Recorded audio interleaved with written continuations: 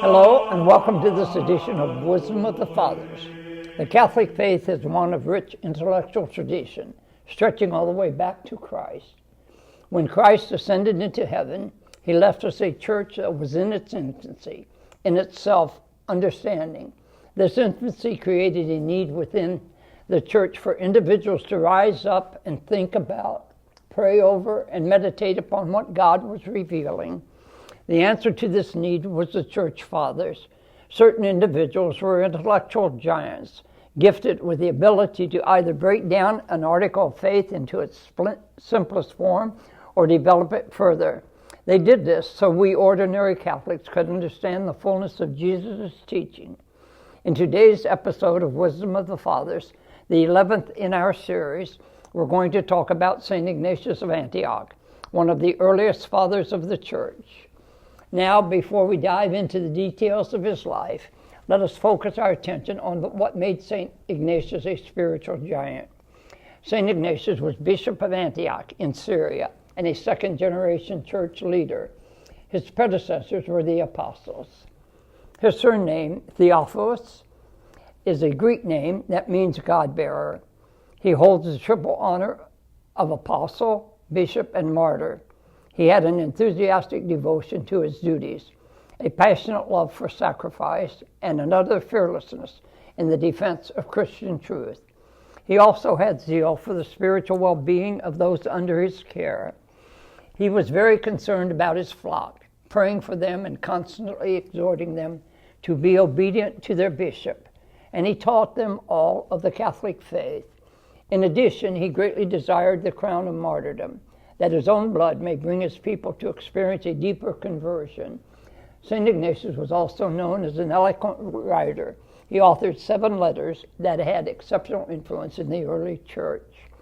He was anxious to counteract the teachings of 2 groups, the Judaizers, who did not accept the authority of the New Testament, and Docetists, who claimed that Christ didn't have a real body, but a phantom one. St. Ignatius of Antioch was born in 35 AD in a province of Syria in the Roman Empire. He converted to Christianity at an early age. Tradition holds that St.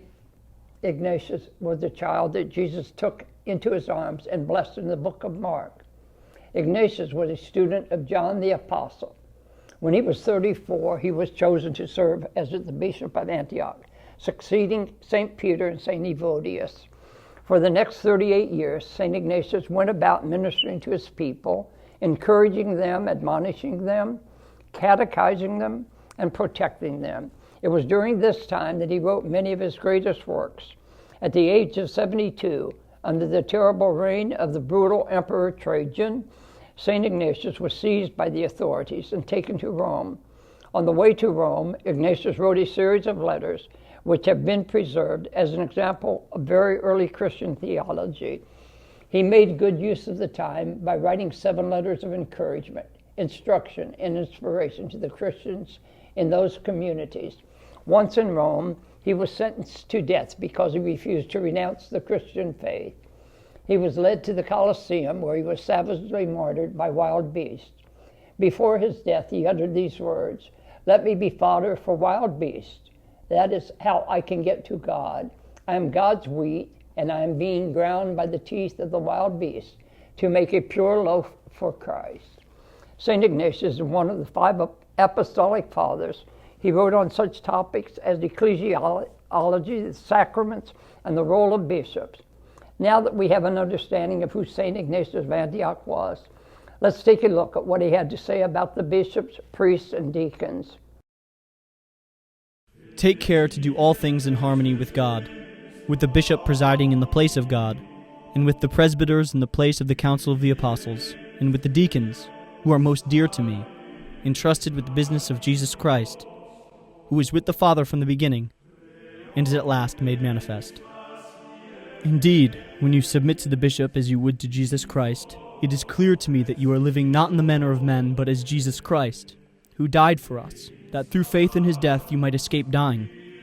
It is necessary, therefore, and such is your practice, that you do nothing without the bishop, and that you be subject also to the presbytery, as to the apostles of Jesus Christ our hope, in whom we shall be found, if we live in him. It is necessary also that the deacons, the dispensers of the mysteries of Jesus Christ, be in every way pleasing to all men, for they are not the deacons of food and drink, but servants of the church of God. They must therefore guard against blame as against fire. Well, that's all for this episode. Thank you for tuning in to Wisdom of the Fathers. And make sure to catch us next time when the next church father, Epiphanius of Salamis, and what he had to say about women in the priesthood. I'm Russ Voris, Michael Voris' father. And just in case you didn't know, or somebody's wondering why I'm swaying around on this staff, I'm trying to emulate my son with his pencil in the vortex. Now you know the secret, but don't tell anybody. Okay, have a good day. God bless.